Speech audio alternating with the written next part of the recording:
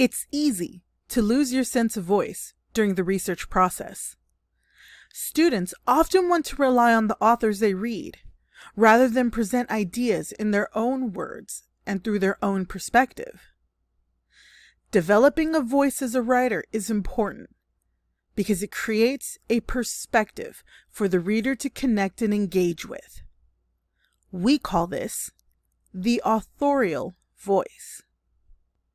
This week, we'll discuss tips to help you develop the tools you need to find and understand your authorial voice. This episode is Finding Your Voice. Welcome to Playing the Ace. Tip number 1, pick a topic that interests you. If you feel bored with or disconnected from your topic, your reader probably will feel the same. If you pick a topic that really interests you, you will have a vested interest in learning more. Spending time to read and understand research materials, engaging with the ideas and the resources you find, and sharing your discoveries. You'll also want to integrate your own perspective about the topic. Your background shapes your perspective and your voice. If a topic interests you, you will want others to hear your voice when you write about it. Tip 2, be strategic and intentional about incorporating your sources. The 3 ways to incorporate resources are to summarize, paraphrase, or quote. Each is used for specific reasons. Number 1, summary articulates the author's main idea concisely, without details or your opinions. You usually summarize whole arguments in order to use them to contrast or support your own point. A summary shows that you know the current research. Number 2, paraphrasing restates the author's ideas using your own words and sentence structure. You usually paraphrase one or a few sentences, or perhaps a few paragraphs, in order to use the author's ideas in your essay. The trick to a good paraphrase is to set aside the material you want to paraphrase, think about it, and then write down the idea using your own language and sentences. If you can write the idea down in your own language without looking back at the original, then you are starting to make sense of the author's idea, not just copying it. Your use of the idea will become more strategic in terms of the context of your essay. Now, if you cannot articulate an author's idea using your own language, this may mean that you do not yet have a full understanding of the author's language or ideas.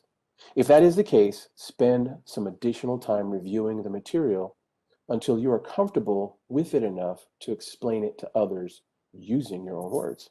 Number 3, quotations use the author's phrasing word for word and requires quotation marks. You must be very intentional and strategic when you use a quotation rather than a paraphrase or summary.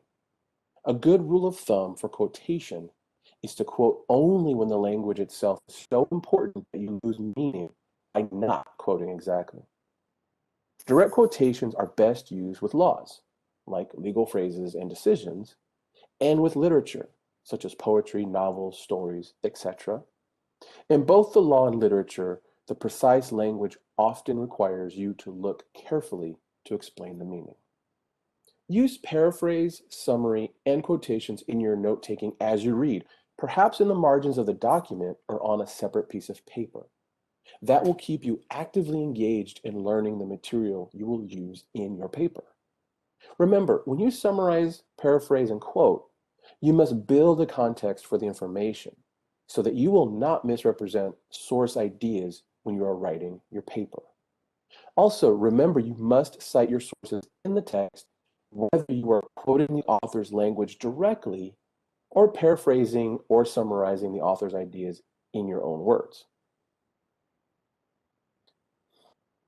Tip 3, use the rhetorical triangle to help you shape your ideas and your voice.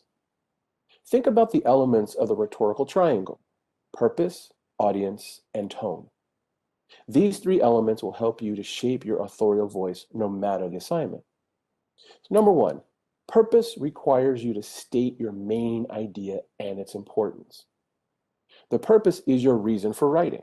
If you pick a topic meaningful to you, your purpose for writing won't just be to complete the assignment. Number 2, Audience. Consider who you are writing for. Identify your reader so you can shape your purpose in a way that will enrich their understanding of your topic. Again, think beyond your professor. Maybe your reader is an average person interested in your topic or your classroom peers who are studying the area. Or maybe it's a family member who really needs to know about an issue. Number 3, tone. Tone refers to your outlook on the topic, your purpose, context, and approach. Just as your tone of voice reveals how you feel about something, your outlook on or attitude towards something comes through in your words and sentences. It cues your audience and shapes your text. Once you reflect on purpose, audience, and tone, you can build your own content and authorial voice. Having a strong authorial voice in your research paper is possible if you remember our 3 tips. Choose a topic you're interested in. Be strategic and intentional about using source material. And refer to the rhetorical triangle when you shape your paper. You can have a strong and confident voice in your research paper when you present the ideas in your own words and through your own perspective. If you have an idea for an episode, email us at writing@olusa.edu or DM us on Instagram or any of our social media platforms. All our contact info is in the description below.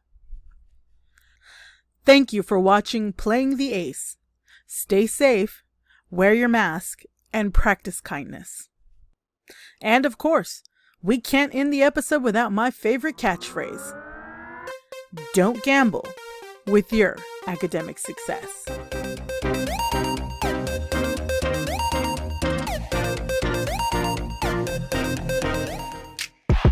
Playing the Ace is a new web series from ALU's Academic Center for Excellence. Every week we will be talking about elements and strategies that can help you develop as a learner. Join us and enhance your learning experience.